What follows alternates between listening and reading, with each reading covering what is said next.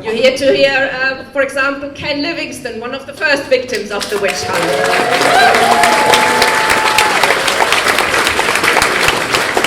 Well, thanks very much. Can I apologise that I've got to dash off after my speech and put the kids to bed, which is sad because I would have loved to have gone to the bar and get pissed with all the rest of you after the meeting. I just found what's happened over these last 3.5 years amazing and appalling. Back when Jeremy became leader, I was on Labour's National Executive, and I suddenly started getting all these requests to do interviews about whether or not Jeremy could win the next election. And because I had all the shit he was getting, all the lies and smears and low poll ratings, but I managed to turn that round and I knew Jeremy would. And so on those interviews I was saying Jeremy could win the next election. Now at that stage, 80% of Labour's MPs thought Jeremy would lead us to a wipeout, lose 100 seats. They wanted him out, and so they all thought I was mad saying Jeremy could win the next election. But what really annoyed them was I was saying we should bring back automatic reselection, so local parties can replace those MPs who are undermining Jeremy. And I think that's what fuelled all the denunciation of me, just as it did for Chris Williamson, who was saying exactly the same thing, that we should get full reselection back, because that's the way you actually run a democratic party. Anyhow, in all the first 5 months Jeremy was leader, nobody ever said to me, is there a problem with anti-Semitism in the Labour Party? It only cropped up at the end of February, early March, when the right-wing candidate for the youth place on Labour's National Executive, his campaign was alleging the left-wing candidate, who was from Oxford University Labour Club, and that was anti-Semitic. The only actual charge I saw in the papers was that some members in the Oxford Labour Youth Club had actually argued for a boycott of Israeli goods. Well, that's not anti-Semitism. That's a criticism of the Israeli government. And so when I started being asked these questions, I said, well, look, I've been in the Labour Party since 1969. In all that time, I've never heard or seen anything anti-Semitic. There's only one time I heard something racist. Back in 1970, one of our local party members was complaining that we shouldn't have songs like Young, Gifted and Black. That's it. The only racist comment I've heard in half a century in the party. And it wasn't just me. In April, 80 Labour Party members, all of whom were Jewish, published a letter in The Guardian that said in their hundreds of years in the Labour Party, none of them had ever heard or seen anything anti-Semitic. So I'm wandering around saying all this.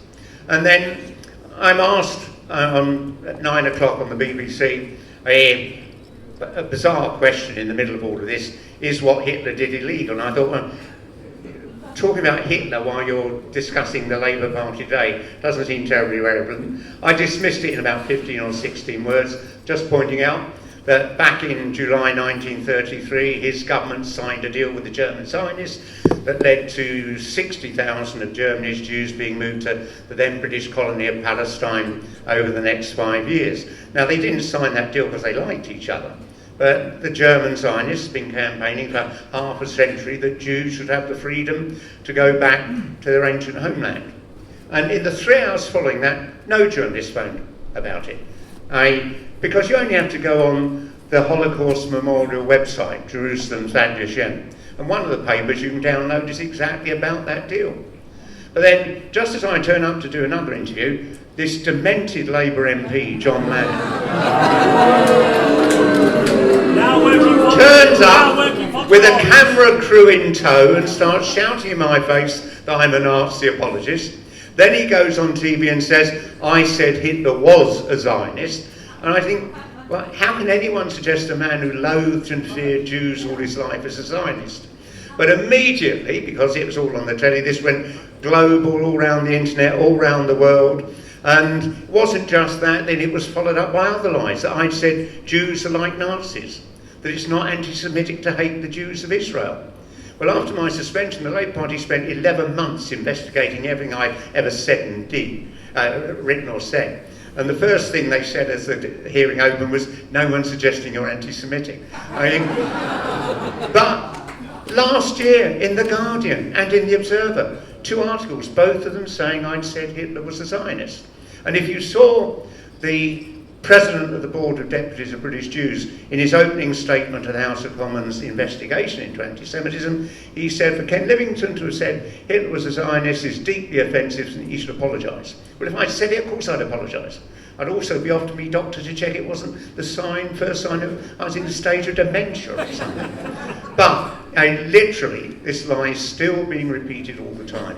And what is it all about? It's not about anti-Semitism in the Labour Party. I mean, my Jewish friends, one of them's been in the party 10 years longer than me, none of them can remember an anti-Semitic incident in the party. It was about getting rid of Jeremy Corbyn and undermining him, just like it's been for every progressive. When President Roosevelt introduced benefits for the unemployed in America in 1933, the Republicans were screaming, "This is the first step towards communism." When we had the 1945 election, Churchill and the Tories were saying that if Labour wins, they are going to introduce a secret police like the Nazi Gestapo. Unbelievable. But these lies go on all the time, and anyone who's progressive. And so the simple fact is, we have to stand up to this and not give in to it. Literally. I've not just been accused of being anti-Semitic, I've been accused of being corrupt, alcoholic, tax dodging, violence. It's just gone on and on. It all began on the day I became the leader of the Greater London Council in 1981, when Thatcher made a speech to the Scottish Conservatives saying, "My plan was to impose on Britain a communist tyranny like Eastern Europe." Now, up until that moment, no GLC leader had been a national political figure. But, within 24 hours, every Tory paper had allocated a reporter full-time to County Hall. The Daily Mail brought their war correspondent back from the Middle East and said, "You have to file 6 stories a day." And immediately the press was implying I was a Soviet agent, I was supporting the IRA's bombing campaign, and this just went on. My poll rating went down to 18%, but then we cut the fares and it went up quite dramatically. But don't forget, back in those days, our Supreme Court judges weren't the wonderful progressives they've been today. They ruled it was illegal to cut the fares. I'm glad the judges have improved a little bit with the passage of time. I thought it was a wonderful statement they made today. But this is the situation. It's all about demeaning anyone who's genuinely progressive, and the establishment will do everything they can to stop you. And Jeremy's had to put up with this, John McDonnell, anyone on the left. But the simple fact is, if people like me and Jeremy have been born and brought up in Argentina, Brazil or Chile, we wouldn't be alive today. Under those right-wing governments, leftists just disappeared in their hundreds and thousands. So although it's pretty grim, it's worse on some other parts of the planet.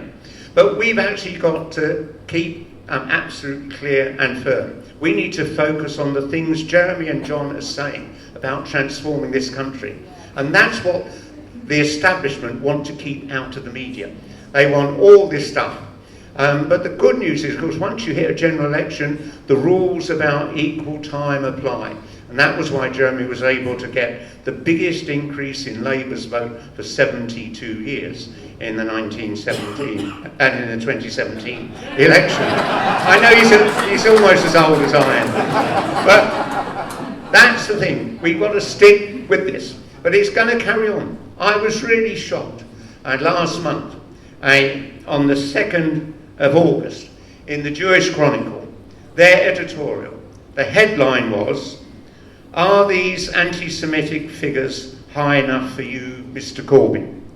And they then say this: "The cause of the increase in anti-Semitism," and of course there has been an increase in anti-Semitism because all this media obsession with it has fueled the real anti-Semite to go out there and abuse or hit somebody. The cause of the increase in anti-Semitism is no mystery. It can be summed up in 2 words: Jeremy Corbyn. Mr. Corbyn must be seen as the instigator. His behaviour set a clear message to racists that they are welcome in the Labour Party. These figures are the legacy of the most dangerous racist in British politics. His views and behaviour pose a far greater threat to ethnic minorities than the National Front or the BNP ever managed. How can we have a fair and free democracy when these sort of lies are just pushed out there all the time? The reason the establishment know they can get away with this, unless you're a millionaire, you can't afford to sue. I mean, literally, you can't get any legal aid for anything like that. So the people who own our papers know they can just print these lies, and that's why I think Jeremy did so well at the last election by just broadly ignoring the press but reaching people directly over the internet. And therefore I want to say we mustn't give in. We've got to stand up to this. No, don't let them set the agenda. We've got to rebuild the contacts we have through the internet, knocking on people's doors, getting across the truth. Because frankly, Jeremy at the next election, with John McDonnell as his Chancellor, could create the most transformative government since 1945. I was born in 1945, and even with the horrors of the debt and the war and all of that, I grew up in a world where everything got better year by year. I just left school just south of Brixton, along with all my other working class mates. Every boy got a job in those days. If you couldn't afford to buy a home, eventually a council would give you one of their flats. And what that government did was create 30 years, because when the Tories go in, they broadly carried on with those policies. Then, of course, Thatcher gets elected and it's a bloody disaster. And tragically, Tony Blair, I mean, have you heard what he said? I thought it was my job to build on what she'd achieved, not roll it back. Well, I wish the bugger had told us that when he was running for the leadership. I mean, and so those two elections, 1945 and 1979, have defined our lives. And the next election can define the lives for our children and our grandchildren. A government that will rebuild our welfare state, that will create a proper green economy, and that will give our children the improved life that we had. That's what this is all about. It's not about anti-Semitism, it's about preventing a progressive government. Thank you very much.